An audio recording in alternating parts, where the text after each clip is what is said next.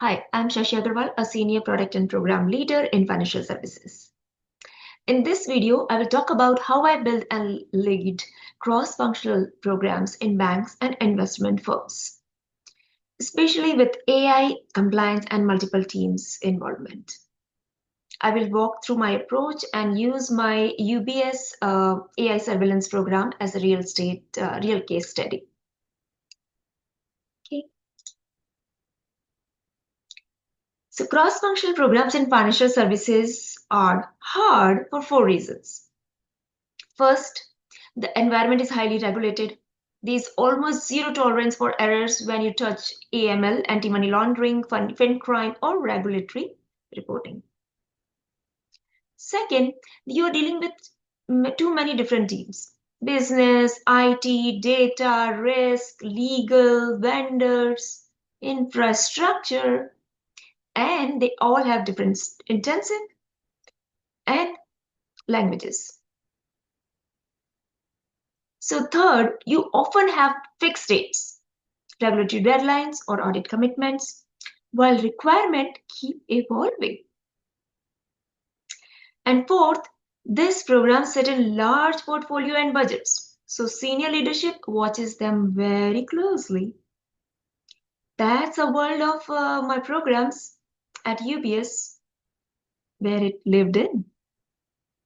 Okay. So when I lead cross-functional program, I define my role very clearly. I own the outcomes, not just the project plan. Things like improved surveillance coverage, fewer manual reviews, faster cycle time, and reduce risk exposure. I connect strategy to delivery, starting from regulatory or business goals, shaping a roadmap, and then working with teams to land it sprint by sprint.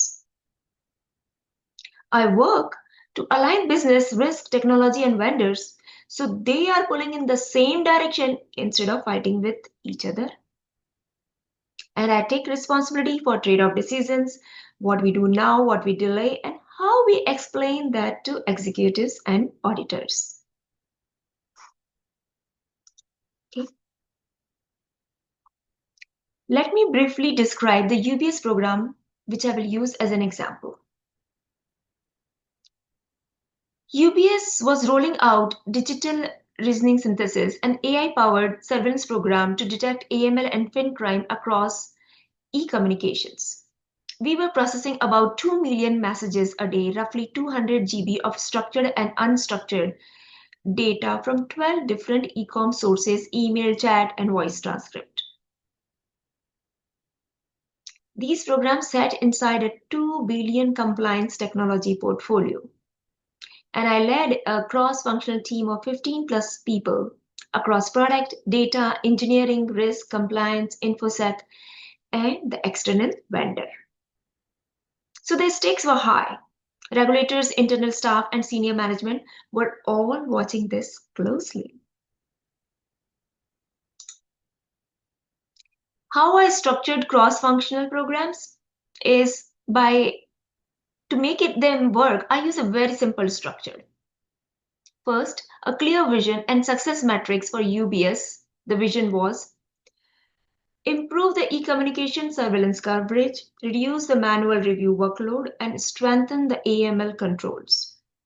We translated them into the metrics like percentage of risky messages correctly flagged, reduction in manual review volume, and time to investigate the alerts.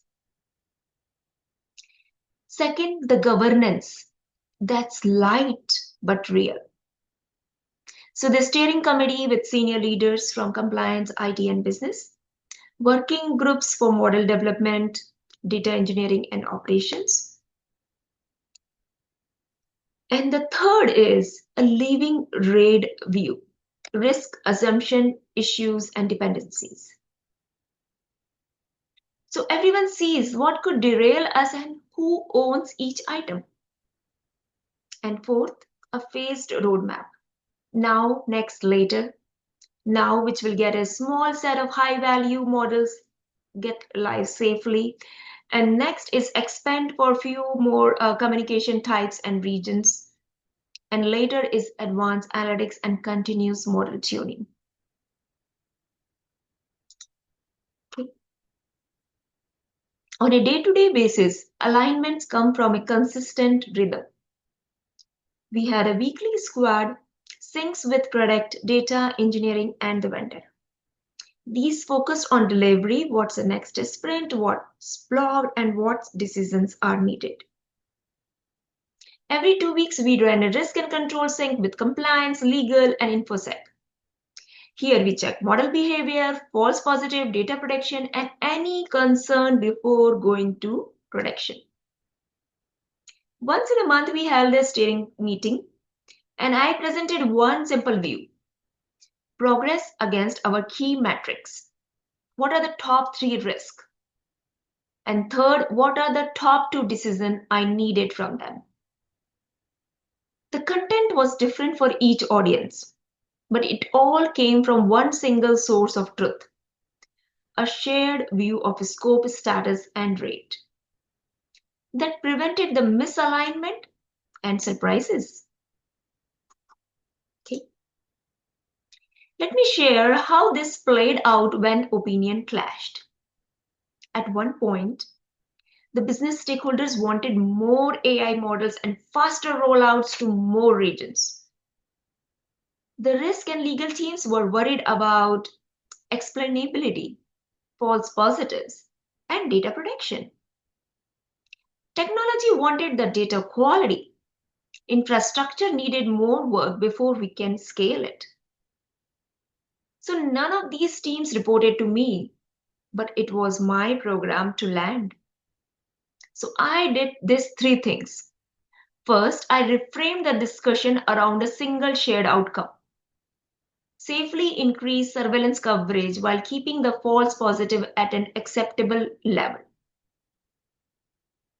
Second, I bought a clear data-based picture, which include current detection rates, false positive trends, capacity impacts on reviewers, and known data quality issues. And third, I proposed a phased compromise. Phase 1, deploy a smaller set of high-value models on a limited region with strong monitoring and controls.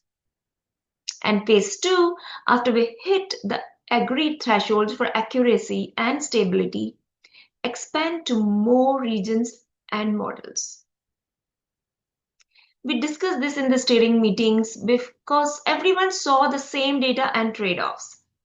It moved from opinion to decision. Business got faster rollout than waiting forever. And risk and legal team got a controlled, monitored approach. Tech got time to harden their data and infrastructure. So my role was to structure the conversation, surface the trade-offs, and lead the group to a decision that everyone could support. Okay. To wrap up, here is how I think about building and leading cross-functional programs in financial services. First, start with a shared outcome-based goal that all teams care about, not just a list of features. Second, put in place the governance that's lightweight but real. Clear forums, clear owners, and clear decisions. Third, keep one source of truth for status, risk, dependencies, and communicate it differently to each audience. And remember that in this environment, influence matters more than authority. You lead by clarity, trust, and consistent follow-through. This is the approach I used at UBS to land complex programs in compliance, investment management, and ratings. If you like to see how I connect this to AI and data and product strategy, check my other videos and feel free to connect with me. Thank you for watching.